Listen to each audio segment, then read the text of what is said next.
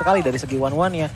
Justru dari mata Ninja Jakut, seorang Fovius yang bakal tumbang dengan seorang one-one. Di arah late game-nya ya? Ya betul. Kita ngomongin di arah late game. Betul. Tapi ingat, dari Geek Farm Junior mereka punya Valentina yang apabila mengambil Bloodihan milik Franco itu akan membuat auto lock kepada one-one milik GPX. Itu udah beda cerita, itu Itu beda kalau cerita, itu udah ya? tinggal berserah diri aja.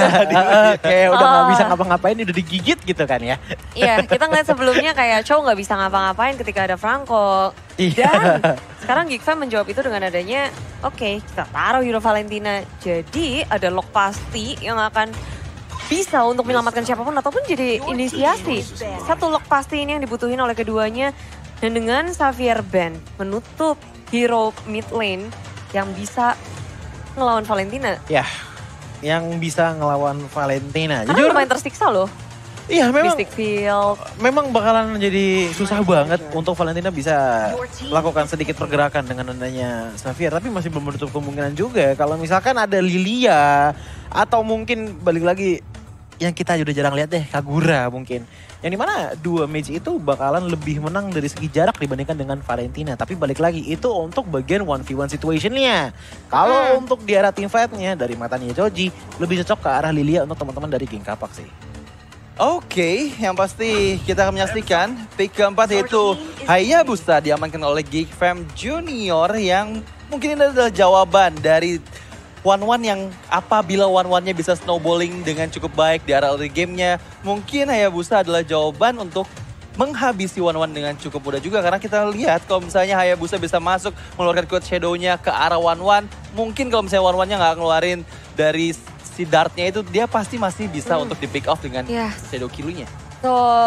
Dan ini tugas Franco jadi lumayan berat ya untuk nge-cover one man pula. Dan GPX memunculkan Gord. Oke, ini menarik. Ini sangat-sangat menarik. Oke, hero yang sudah lama kita tidak lihat. Hero yang dimana ini adalah gurunya seorang Valir. Gurunya, oke.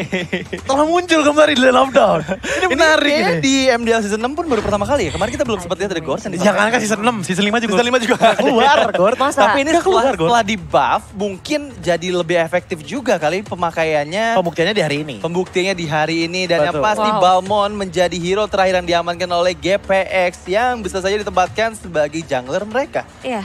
Dan Geek Fam menjawab itu dengan adanya carry pick, hero-hero tebel, Balmond bakal nangis. Iya, ini Paddington udah kelihatan ya signature-nya ya. Expect the unexpected sebenarnya. Dari zaman season 4 ya kan. Gak bisa diduga-duga banget. Baru banget tadi Caci bilang di awal ada Selena Jungler, sekarang tiba-tiba Gord muncul. Apakah akan worth atau tidak? Kita akan lihat sebentar lagi. Tapi sebenarnya kalau dari Geek Fam Junior dengan Foveus yang dipakai oleh Adam, dengan last pick-nya Balmond ini juga nambah hero-hero yang melakukan dash dari GPX yang pasti bakal nge-trigger terus Demonic Force yang dia miliki.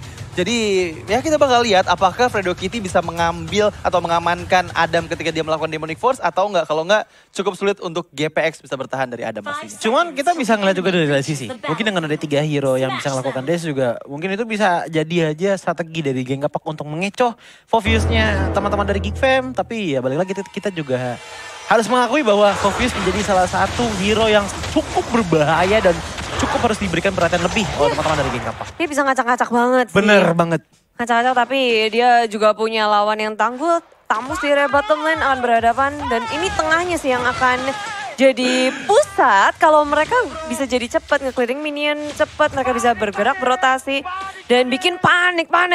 Semua orang panik. Kayak gue nge-cast season ini kesel banget dengan stikernya. Kata why panik bener-bener. Worth it kan untuk bikin tanda musuh kalian. Beli deh kayaknya. Iya makanya langsung beli aja.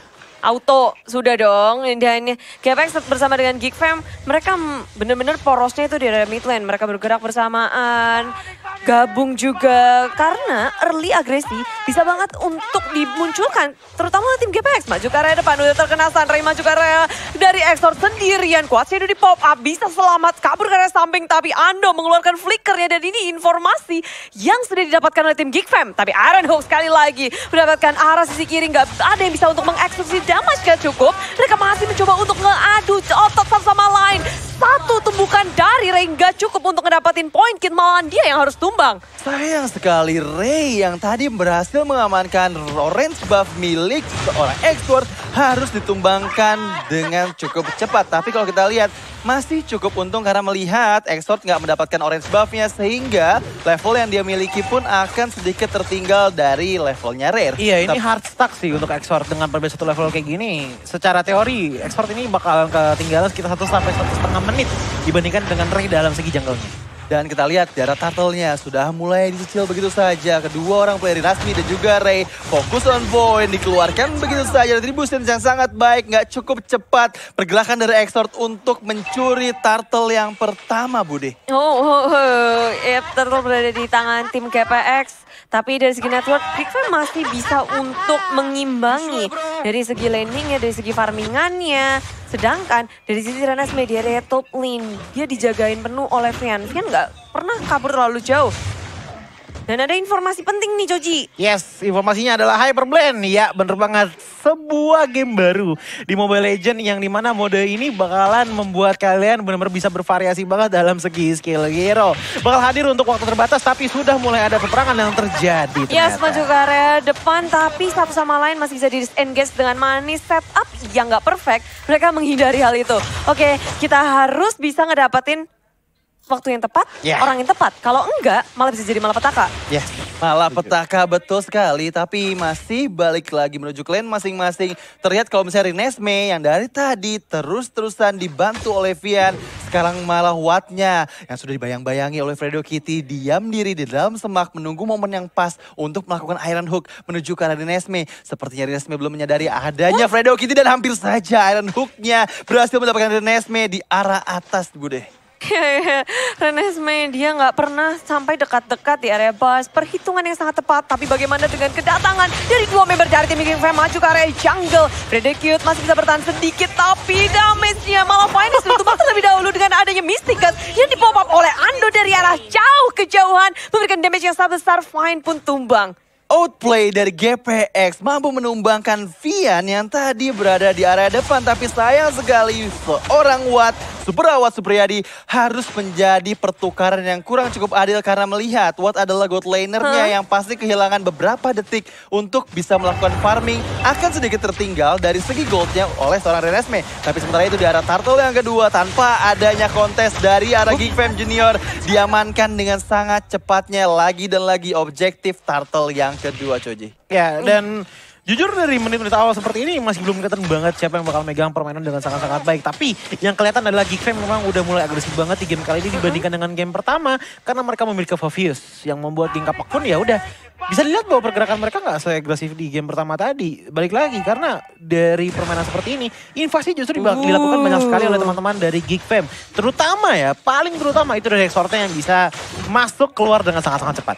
Ya, dan GPX harusnya sudah sadar bahwa Bloodhound dari Fiddle Kid udah dicolong oleh Aboy. IMU sudah di pop up juga, berhasil untuk ngedapetin satu lockdown pasti. Aboy, dia bisa banget untuk melakukan setup pula. Tapi di sisi lain, siapapun yang berusaha untuk masuk ke area GiGFam, mereka sudah siap untuk melakukan counternya. GPX, Fredo bermain dengan permainan yang sama kayak di game pertama. Main galak, memberikan pressure, tapi 4 member sudah bersiap di arah top lane. Maju ke area depan, dengan adanya satu gigitan, tapi Exop maju dari lethal counter, belum bisa ngedapetin siapapun. Tapi 2 member dari tim GiGFam sudah tumbang. Rupanya setup dari GPX sangatlah on point.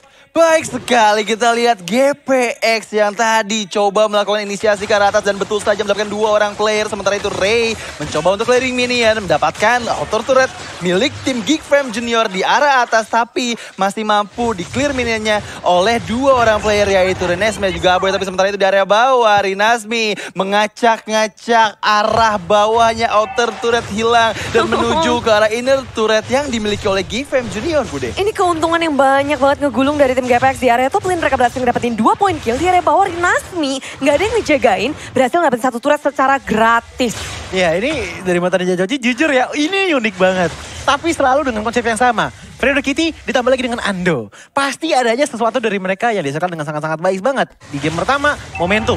Dengan ada Igrok dan juga Yves. Di game kali ini, combo. Joji kasih title Sure Kill. Karena kenapa? Pure kill. Ada sedikit gigitan dari Franco, tiba-tiba Mystica gas keluar. Iya, mau Pure kemana? kill. Langsung instan ya burstnya ya. Tapi sementara itu Turtle yang ketiga sudah mulai spawn di Land of Dawn. Dari masing-masing tim sudah melakukan setup. Vian di depan sana melihat Ray coba untuk menarik Turtle-nya terlebih dahulu. Melihat di arah atas dan Nesme pun sudah mulai gabung. Tapi Exort masih cukup jauh keberadaannya. Sepertinya tidak cukup cepat untuk seorang Exort masuk ke dalam Turtle. Tapi kita lihat di depan sana dua yang Dragon dan Curang cukup baik. Dan Counter mendapatkan 2, bahkan 3. Aboy dalam bahaya. Adam gak bisa lari kemana-mana lagi karena Ray terlalu tajam. Putaran yang dihasilkan sementara itu Vian pun yang tadi masuk ke area belakang harus diamankan oleh Watt yang berada tepat di belakangnya Fredo Kitty, Budi. Ternyata apa yang dipikirkan oleh tim Geek Fam gak bisa untuk melakukan inisiasi balasan. Dengan menghilangkan atau menjauhkan Fredo Kid itu gak menjawab dengan war yang mereka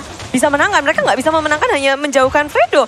Tapi di sisi lain, ini kombinasi Ando lagi dan lagi. Mystic projectile-nya pas banget kena tengah-tengah. Iya. Ditambah dengan Mystic Gust. Gak ada yang bisa kabur dari area itu. Nggak cuman itu sebenarnya. Tadi kalau misalkan kita lihat ya, permainan dari geng kapak mereka tahu banget. Oke, Fofis di depan nih. Ya udah, kita distract. Justru Watt yang ngejar Cho ke arah belakang. Pemisahan seperti itulah, split yang seperti itulah yang membuat geng kapak sejauh ini masih aman banget. Tapi ingat, ini masih ada turret. Yes, Jadi bagi kedua belah tim bakalan ini banget sih, masih Oh, Vian lagi dan lagi mencoba untuk melakukan inisiasi tapi tertangkap terlebih dahulu di area belakangnya. Vian tumbang maju ke area depan dengan adanya satu usaha lagi. Tapi Exor terlalu low. Dia memilih untuk mundur ke area belakang bersama dengan Renesmee. Tapi di area depan sana Adam masih bisa membombardir. Awas super-super ya di dalam masal tapi satu hit terakhir. Dan Awad pun tumbang di tangan tim Geek Fam. Dan gak hanya itu, balasannya begitu banyak. 3 ditukar 2 dan kita lihat tadi benar-benar Adam dengan Poveus yang dia gunakan. Demonic Force nggak berhenti-berhenti karena memang beberapa player terus-terusan mengundang Demonic Force-nya dan ini dia highlight-nya. Dan betul saja Super Awad Supriyadi ditangkap di area belakang meskipun Adam sudah cukup lama sekitar 5 detik menahan damage dari semua player-player GPX. Tapi sementara itu tertarik di depan sana Iron Hook yang pas menuju ke Vian disambut dengan Mystic Gust oleh Ando dan bener banget Choji. Pasti sure kill banget ketika ditarik di combo yang Bloody Hand dan langsung disambut dengan Mystic Gust. Iya, itu yang selalu terjadi dan bahkan sebenarnya Ray ini sebenarnya cuma hanya follow up damage saja. Dia bukan inisiator, dia bukan finisher, dia hanya follow up aja. Sementara finishernya itu dari Awad dan juga Ando. Tetapi dengan posisi seperti ini, udah geng kapak masih bisa mengamankan Lord dengan sangat-sangat aman. Iya, dan siapa yang bisa ngelakuin kontes kayak ini ada 2 retry gitu loh dari Ray. Dia punya lethal counter, dia punya retry juga. Kalau mau dilawan, tentu akan sangat susah. Kecuali Ray-nya harus di shutdown, harus di lock juga untuk melakukan kontes terhadap Lord yang ada. Dengan adanya Geek Fam yang mereka berusaha untuk maju ke area depan, di area bawah sendiri, GPX ada satu Rinasmi yang melakukan objektif terus-terusan.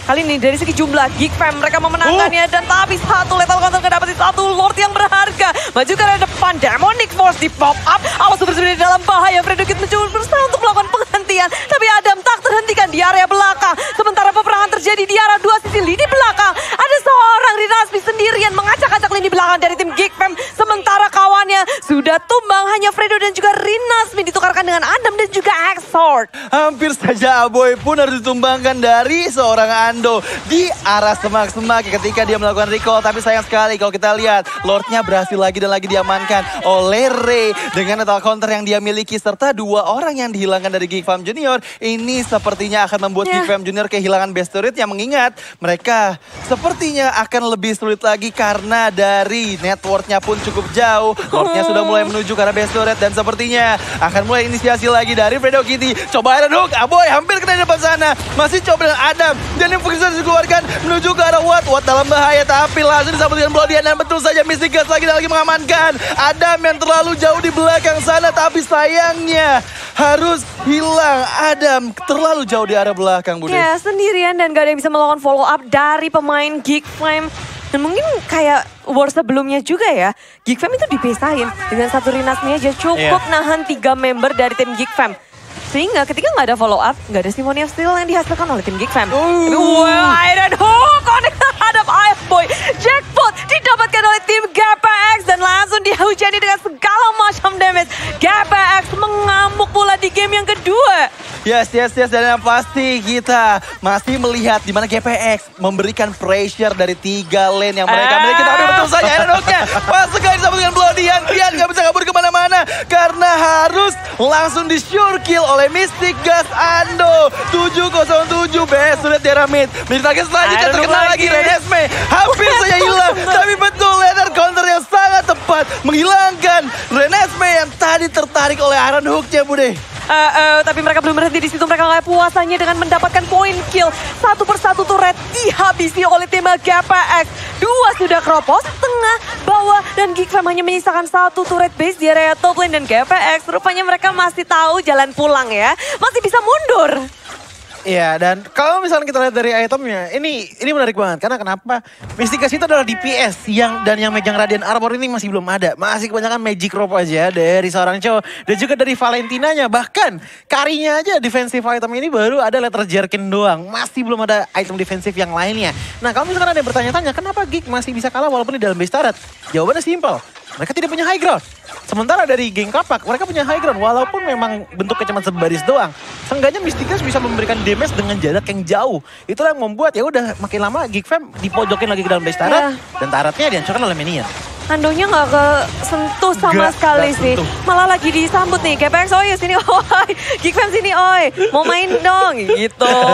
Mau main bareng di arah Lord dong. Katanya gitu Diseriakin terus bener-bener ya. Tapi Renesmee tadi cukup untuk ngeganggu semua player-player Geek Fam agar Lordnya yang kedua berhasil di-secure dengan cukup aman oleh seorang Ray. Yang pasti kehilangan 2 base turret di arah tengah dan bawah akan membuat Geek Fam Junior merasa akan full damage pressure dari masing-masing lane ketika tim GPX akan melakukan inisiasi menuju ke arah base-nya nih.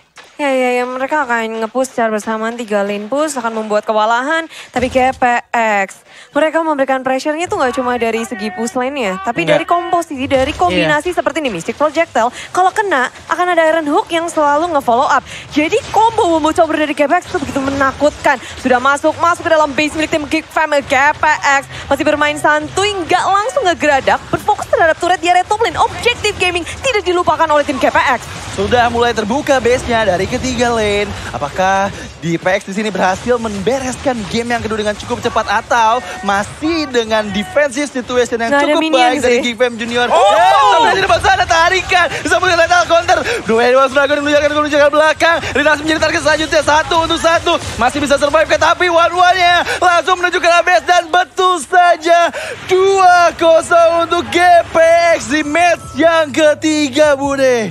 Fokus 100% mata hanya tertuju kepada base turret. Dari awal Super Server kayak dia nggak mau kasih kesempatan sedikit